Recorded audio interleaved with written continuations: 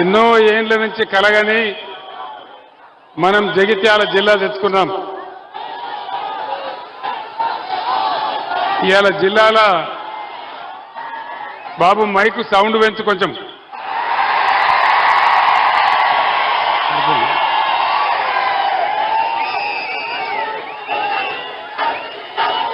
Please please please.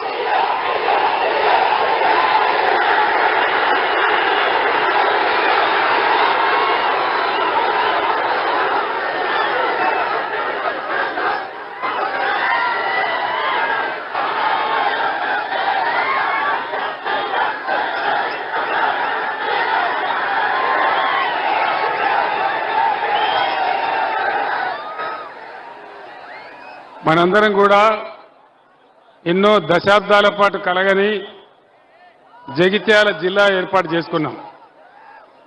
జగిత్యాలలో medical college వస్తుందని ఏనాడు కూడా ఊహించలేదు.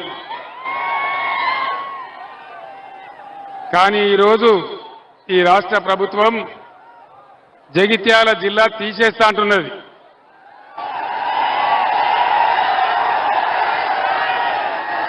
జగిత్యాల జిల్లా ఉండన్నా పోవన్నా అన్నా ఎన్నుకోలు చెప్తలేరు. జగిత్యాల జిల్లా ఉండన్నా మరి ప్రభుత్వం తీసేస్తా అంటున్నది. జగిత్యాల జిల్లా ఉండాలంటే నిజామాబాద్ ఎంపీగా బాజిరెడ్డి గోవర్ధన్ గారు గెలవాలి, పెద్దపల్లి ఎంపీగా ఈశ్వర్ గారు గెలవాలి, కరీంనగర్ ఎంపీగా వినోద్ కుమార్ గెలవాలి. ఎందుకంటే వీళ్ళకి ఇప్పుడున్న ప్రభుత్వానికి తోక తెలియదు, నా తొండేమి తెలియదు. ఏ పని కూడా వీళ్ళకి చక్కగా చేస్తలేదు. మీ అందరికీ తెలుసు, ఉద్యమ సమయంలో ఈ ప్రాంతం అంతా నేను బాగా తిరిగినాను. జగిత్యాల కూడా చాలాసార్లు వచ్చినాను. వరద కాలువ బాధ చూసి వరద కాలువను మన హయాంలో ఒక రిజర్వాయర్గా చేసుకున్నాం. దానిలో మత్స్య కార్మికులు బతికినారు, రైతులు బతికినారు.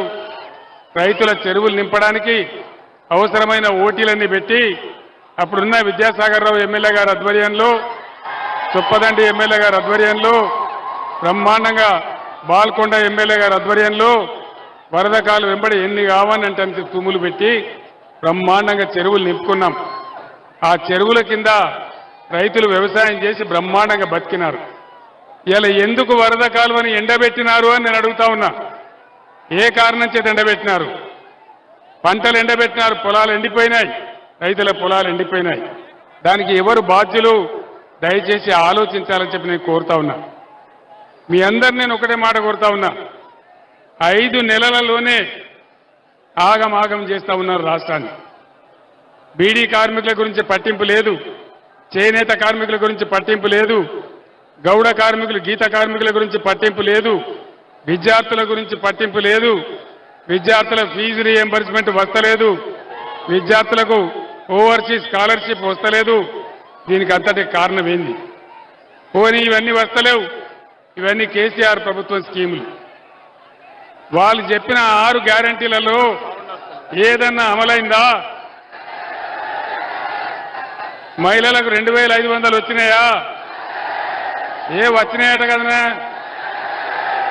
జగిత్యాలు వచ్చినాయట కదా.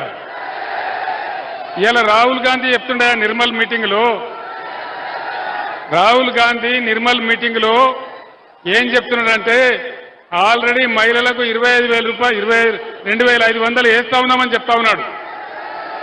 రాలేదా? ముఖ్యమంత్రి రేవంత్ రెడ్డి చెప్పిండు, కేసీఆర్ 1 లక్ష మాఫీ చేసినాడు, మీరందరూ పరిగెత్తండి, 2 లక్షల రుణం తీసుకోండి, డిసెంబర్ 9 నాడే మాఫీ చేస్తాడు. 2 లక్షల రుణమాఫీ అయ్యిందా? కాలేదా? జగిత్యాల కడ కూడా కాలే. నేను తెలంగాణ మొత్తంలో ఎక్కడ అడిగినా ఇదే మాట చెప్తా ఉన్నారు. కానీ ముఖ్యమంత్రి ఏం చెప్తున్నాడు? ఇవాళ ఏ ఊరికి పోతే ఆ ఊరి దేవుని మీద ఒట్టు పెట్టుకొని, బాసర అమ్మవారి మీద ఒట్టు, యాదగిరి నరసన్న మీద ఒట్టు, ఎక్కడికి పోతే అక్కడ దేవుళ్ళ మీద ఒట్టు పెడతా ఉన్నాడు. నమ్మచ్చునా ఈ ముఖ్యమంత్రిని? నమ్మే పరిస్థితి ఉందా? అరచేతుల వైకుంఠం చూపెట్టి అడ్డగోలు హామీలు ఇచ్చి ఇష్టం వచ్చిన పద్ధతిలో నోటికొచ్చిన వాగ్దానాలు చేసి ఈరోజు కాంగ్రెస్ ప్రజలను మోసగించింది. మీ అందరికీ కూడా తెలుసు. ఏ ఒక్కరి సంక్షేమం కూడా చూడడం లేదు. నరేంద్ర మోడీ 10 ఏళ్లైంది దేశానికి ప్రధానమంత్రి అయి. అచ్చే దిన్ వచ్చిందా? సచ్చే దిన్ వచ్చింది. అచ్చే దిన్ రాలేదు కానీ సచ్చే దిన్ మాత్రం వచ్చింది.